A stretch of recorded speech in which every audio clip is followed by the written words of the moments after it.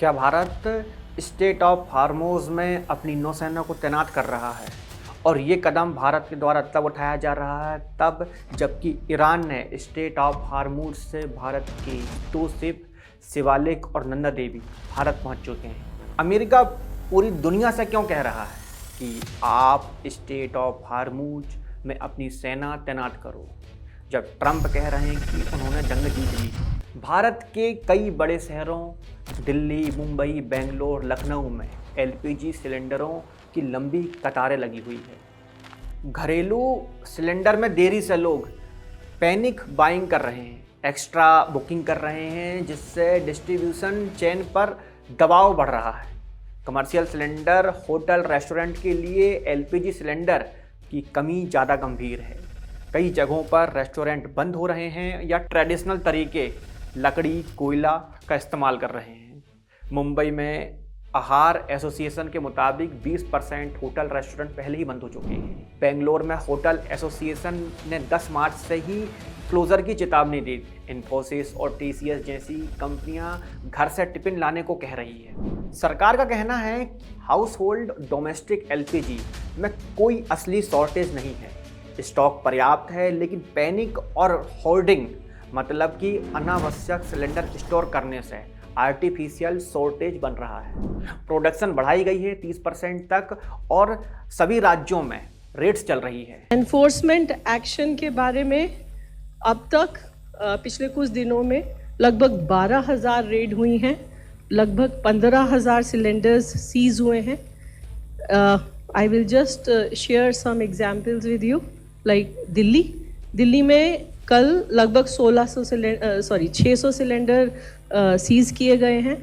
इसी तरह यूपी में पिछले कुछ दिनों में लगभग 450 इंस्पेक्शंस और रेड हुई हैं, 10 लोगों को अरेस्ट भी किया गया है। जम्मू कश्मीर में 564 रेड हुई हैं, एफआईआर हुई है, अरेस्ट भी हुआ है। केरला में लगभग 1000 रेड और इंस्पेक्शन हुई हैं और डोमेस्टिक और कमर्शियल सिलेंडर सीज हुए हैं। मध्य प्रदेश में भी लगभग 1200 रेड्स हुई हैं और लगभग 1800 सिलेंडर्स सीज हुए हैं। इसके अलावा हमारी ऑयल मार्केटिंग कंपनीज़ की जो इंस्पेक्शन टीम्स हैं वो भी एक्टिवेटेड है और लगभग 2500 रिटेल आउटलेट्स और एलपीजी डिस्ट्रीब्यूटरशिप्स पर सरप्राइज इंस्पेक्शन हुआ है। सोशल मीडिया पर पैनिक है। एक्स, जिसको हम ट्विटर बोलते हैं, इंस्टाग्राम, फेसबुक पर वीडियो वायरल हो रहे हैं। लोग कतार में दिख रहे हैं। वायरल वीडियो में लोग कह रहे हैं कि इंडक्शन और स्टोव बिक रहे हैं क्योंकि गैस नहीं मिल रहा। अपोजिशन पार्टियां जैसे कांग्रेस इसे सरकार की फेल्यूर बता रही है, जबकि कुछ बीजेपी सपोर्टर नो शॉर्टेज वाली पोस्टर डाल रहे हैं ताकि पैनिक कम हो। ओवरऑल सोशल मीडिया पर अफवाहें भी हैं, रियल कंप्लेंट दोनों चल रही हैं, जिससे पैनिक और बढ़ रहा है। कालाबाजारी की स्थिति बनी हुई है। मिडिलमैन और कुछ डिस्ट्रीब्यूटर घरेलू सिलेंडर को कमर्शियल यूज या ब्लैक मार्केट में डाइवर्ट कर रहे हैं। भारत की 60% एलपीजी और 50% crude oil state of Hormuz के रास्ते आता है। अब मौजूदा हालात, मार्च 2026 में अमेरिका इजराइल वर्सेस ईरान की जंग 3 हफ्ते में घुस चुकी है। ईरान ने बदले में हार्मूज को ब्लॉक कर दिया है। कोई भी कमर्शियल शिप बिना परमिशन के गुजर नहीं सकता। ईरान ने दर्जनों शिप पर हमला किया है, माइंस बिछाए हैं और कहा है ये रास्ता हमारे दुश्मनों के लिए बंद है। नतीजा ये हुआ है कि ग्लोबल ऑयल प्राइस $100 के ऊपर चला गया है। भारत में एलपीजी की कमी होने लगी है और 22 भारतीय जहाज अभी भी खाड़ी देश में फंसे हुए हैं। अब आते हैं मुख्य सवाल पर। क्या भारत ने अपनी नेवी तैनात की है? हाँ, लेकिन सिर्फ अपनी शिप्स की सुरक्षा के लिए। ऑपरेशन संकल्प के तहत भारतीय नेवी के वॉरशिप पहले से ही पर्शियन गल्फ में तैनात थे। इन्होंने एलपीजी टैंकर शिवालिक और नंदा देवी को एस्कॉर्ट किया। 14 मार्च 2026 को दोनों शिप हॉर्मूज पार कर चुके हैं। नंदा देवी 17 मार्च को जामनगर बडियार पहुंच चुका है। शिवालिक 16 मार्च को मुद्रा पोर्ट पहुंच चुका है। विदेश मंत्री एस जयशंकर ने ईरानी विदेश मंत्री सईद अब्बास से 4 राउंड बातचीत की। पीएम मोदी ने ईरानी राष्ट्रपति मसूद पजेश्कियन से हाई लेवल बात की। ईरान ने भारत के लिए रेयर एक्सेप्शन दिया कि सिर्फ भारतीय जहाज़ों को पास करने की इजाज़त है। भारत ने साफ मना कर दिया कि हम किसी मल्टीनेशनल गठबंधन में नहीं जा रहे। हम अपनी नेवी के साथ खुद काम करेंगे और 22 और जहाज़ों के लिए डिप्लोमेसी चल रही है। दूसरी तरफ अमेरिका के राष्ट्रपति ट्रंप कह रहे हैं कि हमने ईरान की मिलिट्री 100% डिस्ट्रॉय कर दी है, जंग बहुत कंप्लीट है, ईरान अब कुछ नहीं कर सकता। फिर भी ट्रंप ट्रूथ सोशल पर पोस्ट करते हैं कि China, France, Japan, south Korea, UK, बाकी देशों को अपने वॉरशिप भेजने चाहिए। हम मदद करेंगे, लेकिन हार्मूज को ओपन और सेफ बनाना तुम्हारा काम है। ट्रंप ने कहा, हमने ईरान को पूरी तरह हरा दिया है, लेकिन अब दुनिया कि जो देश हार्मूज से ऑयल लेते हैं वो खुद अपनी नेवी भेजें। उन्होंने नाटो को भी धमकी दी है कि अगर मदद नहीं की तो नाटो का भविष्य बहुत बुरा होगा, लेकिन रियलिटी कोई देश तैयार नहीं है। फ्रांस ने सिर्फ भेजने से मना कर दिया, जापान का कोई प्लान नहीं, चीन कहता है कि जंग रोको, यूके, साउथ कोरिया अभी सोच रहे हैं। जब ट्रंप ने कहा कि हमने जंग जीत ली तो सवाल उठता है कि फिर मदद क्यों मांगी जा रही है। हार्मूज बंद होने से ग्लोबल ऑयल सप्लाई में बड़ी बाधा उत्पन्न हो गई है। अमेरिका एनर्जी इंडिपेंडेंट है, लेकिन बाकी दुनिया नहीं। ट्रंप कहते हैं ये तुम्हारा ऑयल है और इसे तुम बचाओ। डोमेस्टिक प्रेशर भी अब ट्रंप को समझ में आ रहा है। अमेरिका में ऑयल प्राइस बढ़ने से जनता नाराज है। ट्रंप को दिखाना पड़ रहा है कि मैं अकेले नहीं लड़ रहा। ईरान अभी भी पावरफुल है।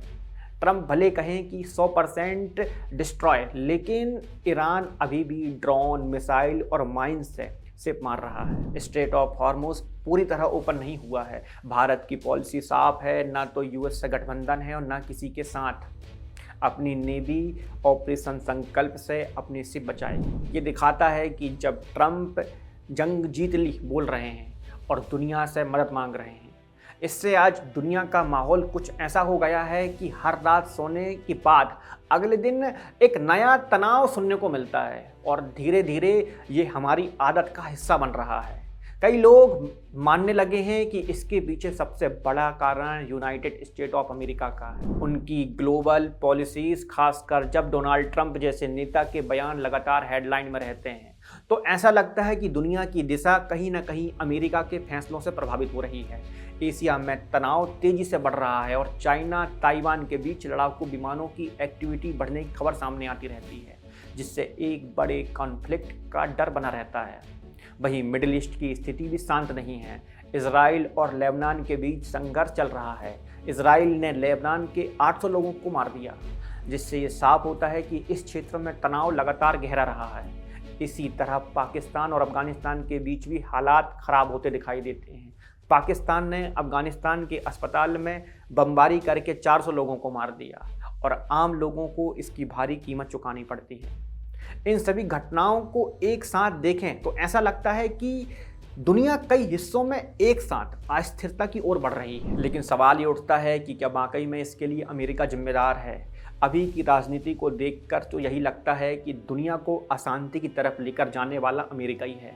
वो अलग बात है कि हर कॉन्फ्लिक्ट की अपनी अलग हिस्ट्री है। चाइना और ताइवान का विवाद आज का नहीं है, बल्कि दशकों पुराना है। इजराइल और उसके पड़ोसी देशों के बीच तनाव भी लंबे समय से चल रहा है और अफगानिस्तान, पाकिस्तान क्षेत्र में अस्थिरता कोई नई बात नहीं। हाँ, ये बात ज़रूर है कि यूनाइटेड स्टेट ऑफ अमेरिका की ग्लोबल प्रेजेंस, उसकी मिलिट्री, उसकी ताकत, इंटरनेशनल पॉलिसीज़ में उसकी इन्वॉल्वमेंट इन टेंशनों को कहीं ना कहीं प्रभावित जरूर करती है। और अब ये बात भी सही है कि आज की दुनिया बदल रही है।